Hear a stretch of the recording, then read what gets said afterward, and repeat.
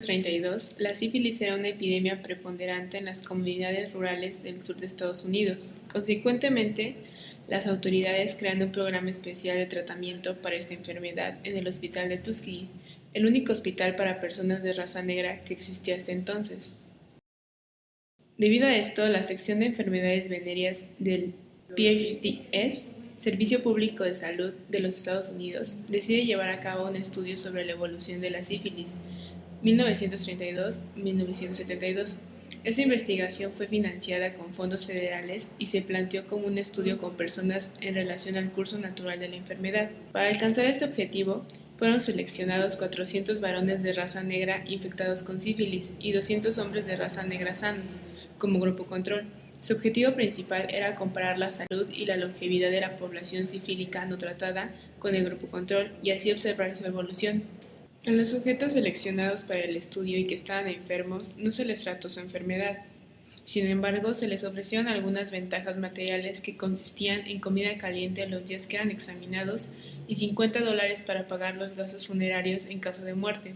Además, no se les informó acerca de la naturaleza de su enfermedad y solo se les dijo que tenían la sangre mala, bad blood. En el estudio colaboraron médicos de raza negra del Instituto Tuskegee. A cambio, este instituto recibió fondos federales, puestos de trabajo y formación especializada para su personal sanitario.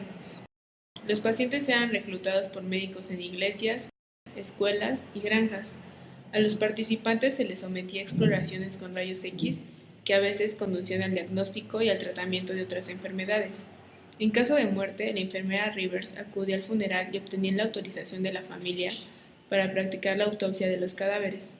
La consigna era que los pacientes no debían recibir ningún tratamiento y que una vez muertos se les practicaría una autopsia con el fin de estudiar la posible afectación de sus órganos y tejidos. Durante el estudio, y en 1936, se comprobó que las complicaciones eran mucho más frecuentes en los infectados que en el grupo control, y 10 años más tarde resultó claro que la tasa de mortalidad era 2 veces mayor en los pacientes infectados con sífilis. En el año 1942 se hace extensivo el uso de la penicilina. Antes de su descubrimiento, la sífilis frecuentemente conducía al desarrollo de una enfermedad multisistémica, crónica, dolorosa y fatal. Luego del descubrimiento de este antibiótico, comienza a usarse para tratar distintas infecciones, incluyendo el hospital de Tuskegee, pero en otras secciones la penicilina fue convirtiéndose en el tratamiento estándar para la sífilis en el resto del país. La investigación continuó sin cambios sustanciales y se publicaron 3 artículos en revistas médicas hasta que en 1972 el periodista Jim Heller publicó un artículo sobre este estudio en el New York Times, momento en el que comenzó la polémica sobre la ética de la experimentación en sujetos humanos, y producto de la controversia se vieron obligados a finiquitar la investigación. La justificación que dieron los investigadores fue que no hacían más que observar el curso natural de la enfermedad, sin ocasionar daño alguno y el aporte de nuevos conocimientos a la humanidad. Los sucesos citados condujeron a la elaboración del reporte Billmore, al establecimiento del Consejo Nacional para la Investigación Humana y los consejos institucionales de revisión de protocolos de investigación. Problema y análisis. 1. ¿Es el aporte de nuevos conocimientos una justificación válida para poner en juego la vida de 400 seres humanos? Alberto Constante menciona que toda nuestra vida ya no es más que una fábula, que nuestro conocimiento no es más que una necedad. Según la llamada dialéctica del iluminismo, la irracionalidad es considerada necesaria para la vida y está presente en el proceso histórico de todo.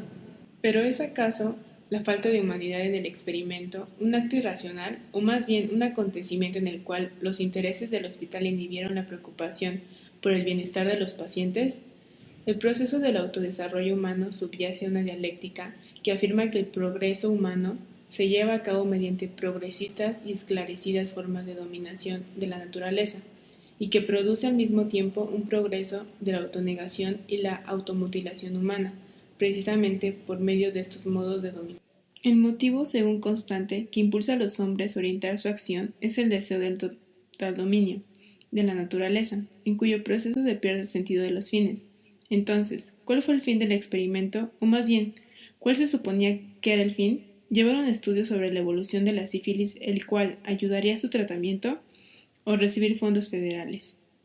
En este caso, el fin, ayudar al tratamiento contra la sífilis, se vuelve contradictorio al utilizar como medios a pacientes contagiados. Además, en el transcurso del experimento, la mayoría de los familiares de los pacientes fueron infectados, lo cual muestra que no se pusieron en juego solo las 400 vidas de los reclutados. Y para finalizar, no se menciona que el experimento hiciera un bien a la humanidad o que ayudara en el diagnóstico o tratamiento de la enfermedad. En la pregunta 2 del problema dice: ¿el desarrollo del experimento se llevó a cabo con el debido respeto hacia los pacientes? ¿Qué es el respeto? Según Francisco García Olmedo, el respeto es un movimiento de acercamiento que guarda distancia, una aproximación que mantiene distancia, ya que el acercamiento es una condición para poder apreciar un algo o un alguien. Este acercamiento no tiene un sentido utilitarista ni funcional. No me acerco para descubrir una utilidad ni un beneficio, sino todo lo contrario. Por ejemplo, al acercarse a una determinada situación humana, se despierta el sentido de responsabilidad. Acercarse es encontrarse implicado. De ahí que el acercamiento del respeto nunca puede reducirse a una función utilitaria. Durante el experimento, el único acercamiento que se tenía era en 2 ocasiones: una, al momento de la revisión del paciente, y 2, al momento de la muerte del paciente.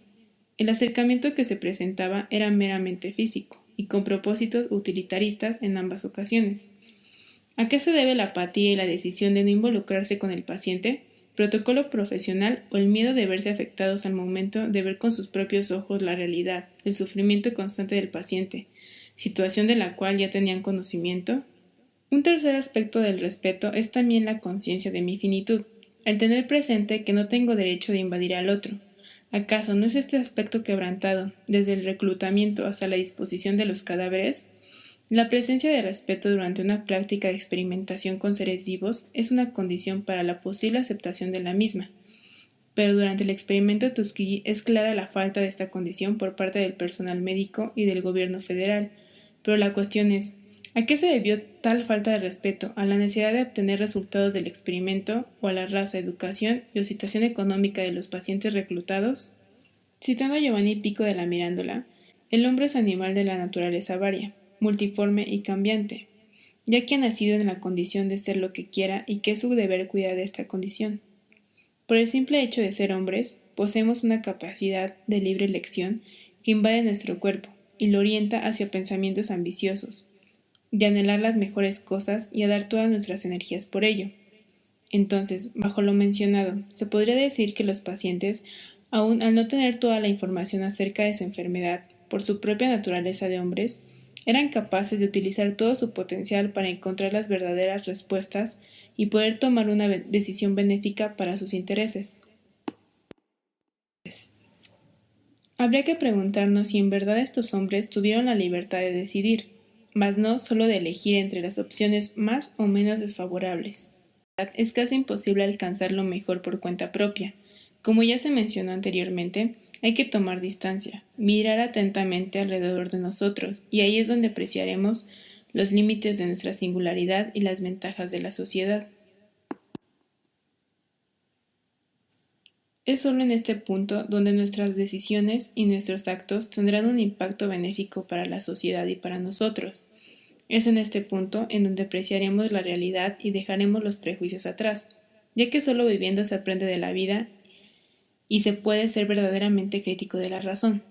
Ya viviendo me refiero a aquellas experiencias tan vitales como desgarrantes, esas que incluyen a la contemplación del arte, a las sonrisas, a la apreciación de las visiones de los drogadictos, de los enfermos mentales, de los políticos, a la degustación de un buen vino, de uno malo, a la frustración de la incertidumbre, a las desveladas consecuentes de una noche de esfuerzo realizado por aquello que se ama, por aquello para lo que a nosotros concierne merece respeto y dedicación, experiencias alucinantes, las cuales parecen exprimir hasta la última gota de adrenalina y epinefrina de nuestro cuerpo, al sufrimiento amoroso, al arrepentimiento, al dolor sentido por la muerte, dolor que nos hace preguntarnos sobre nuestra existencia y nos lleva a la desmesurada preocupación sobre la vida y la muerte. En fin, en todo eso encontraremos respuestas.